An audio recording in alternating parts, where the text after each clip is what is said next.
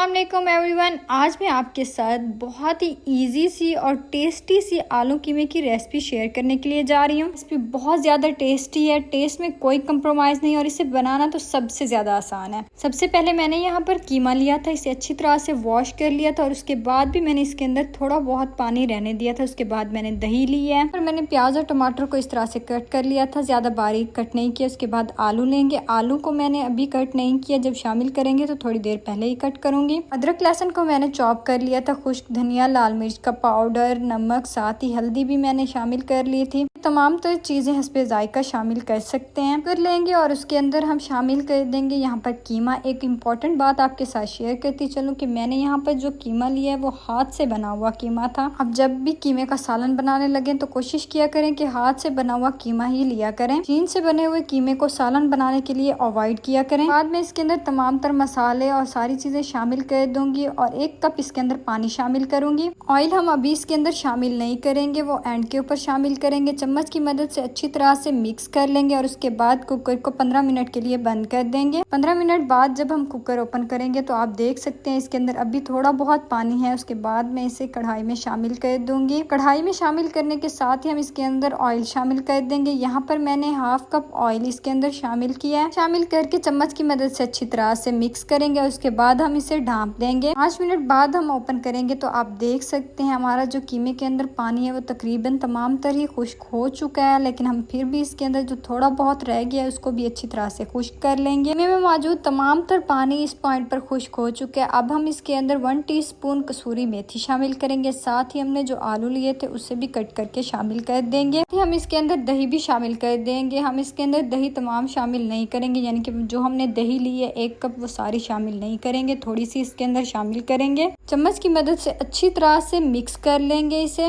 हम इसे अच्छी तरह से फ्राई होने देंगे। 10 मिनट बाद हम इसके अंदर थोड़ी सी मजीद दही शामिल कर देंगे। पॉइंट पर भी हम इसके अंदर मुकम्मल दही शामिल नहीं करेंगे, थोड़ी सी दही शामिल करेंगे और चम्मच की मदद से अच्छी तरह से मिक्स करेंगे। ऐसा करने की जो असल रीज़न है वो ये है कि इस मौसम में आलू अच्छी तरह से नहीं गलते, तो इसलिए हम इसे दही में अच्छी तरह से फ्राई करके और फिर इसे गलने देंगे। मिनट के लिए आँच को लो करके दोबारा से इसे ढाँप देंगे। 5 मिनट बाद जब ओपन करेंगे तो आप देख सकते हैं इस शक्ल में आ चुकी है हमारा जो सालन है। अब हम इस पॉइंट पर जो दही बच गई थी वो तमाम तो इसके अंदर शामिल कर देंगे और इसे अच्छी तरह से फ्राई करेंगे। आप देख सकते हैं जो आलू हैं वो भी तकरीबन गल चुके हैं। इसे फ्राई करेंगे और जो हमने एंड पर दही शामिल की है उसका पानी खुश्क हो जाएगा, ऑयल अलग हो चुका होगा, तो उसके बाद हम आँच को बंद कर देंगे। आलू कीमा हो चुका है तैयार। अब हम इसे डिश आउट कर लेंगे। बहुत ही ज्यादा टेस्टी सा आलू कीमा हो चुका है तैयार। अब हम इसके ऊपर गरम मसाले की गार्निश कर देंगे। आपको आज की रेसिपी पसंद आई होगी, लाइक करना और कमेंट करना मत भूलिएगा। साथ ही ऐसी टेस्टी सी रेसिपीज के लिए मेरे चैनल को सब्सक्राइब कर दीजिएगा। अल्लाह हाफिज।